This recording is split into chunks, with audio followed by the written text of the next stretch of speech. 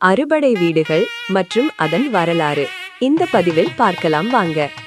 தமிழ் கடவுள் முருகன் அவர்களுக்கு அர்ப்பணிக்கப்பட்ட 6 முக்கிய புனித தலங்கள்தான் அறுபடை வீடுகள். இவை ஒவ்வொன்றும் முருகனின் வாழ்க்கை சம்பவங்களோடு தொடர்புடையவை. 1. திருப்பரங்குன்றம் முருகன் கோவில். இடம் மதுரை அருகில். வரலாறு: இங்கு முருகன் தேவர்களின் அரசனான இந்திரனின் மகள் தேவானையை திருமணம் செய்தார்.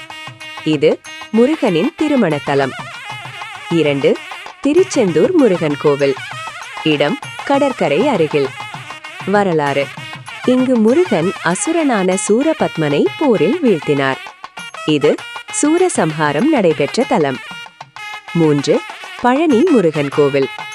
இடம் திண்டுக்கல் மாவட்டம். வரலாறு: பழம்நீ என்ற கதையின் மூலம் முருகன் கோபித்து இங்கு வந்து தங்கினார். இங்கு முருகன் தண்டாயுதபாணி வடிவில் இருக்கிறார். 4. சுவாமிமலை முருகன் கோவில். இடம் கும்பகோணம் அருகில். வரலாறு: இங்கு முருகன் தனது தந்தையான சிவபெருமானுக்கு ஓம் என்ற பிரணவ மந்திரம் அர்த்தம் சொன்னார். இது குருதலம். 5. திருத்தணி முருகன் கோவில். இடம் திருவள்ளூர் மாவட்டம். வரலாறு: சூரபத்மனை வீழ்த்திய பிறகு முருகன் இங்கு வந்து அமைதியாக தங்கினார். இது சமாதான தலம். 6. பழமுதிர்சோலை முருகன் கோவில். இடம் மதுரை அருகில் மலைப்பகுதி. வரலாறு: இங்கு முருகன் வள்ளி மற்றும் தேவானையுடன் அருள்பாலிக்கிறார். இது இரு மனைவியருடன் இருக்கும் தலம்.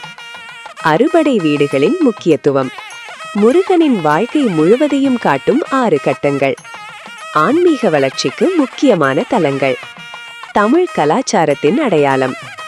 சுருக்கமாக நினைவில் வைத்துக்கொள்ள: திருப்பரங்குன்றம் திருமணம், திருச்செந்தூர் சூரசம்ஹாரம், பழனி துறவு பழம்நீ, சுவாமிமலை குரு, திருத்தணி அமைதி, பழமுதிர்சோலை குடும்பம்.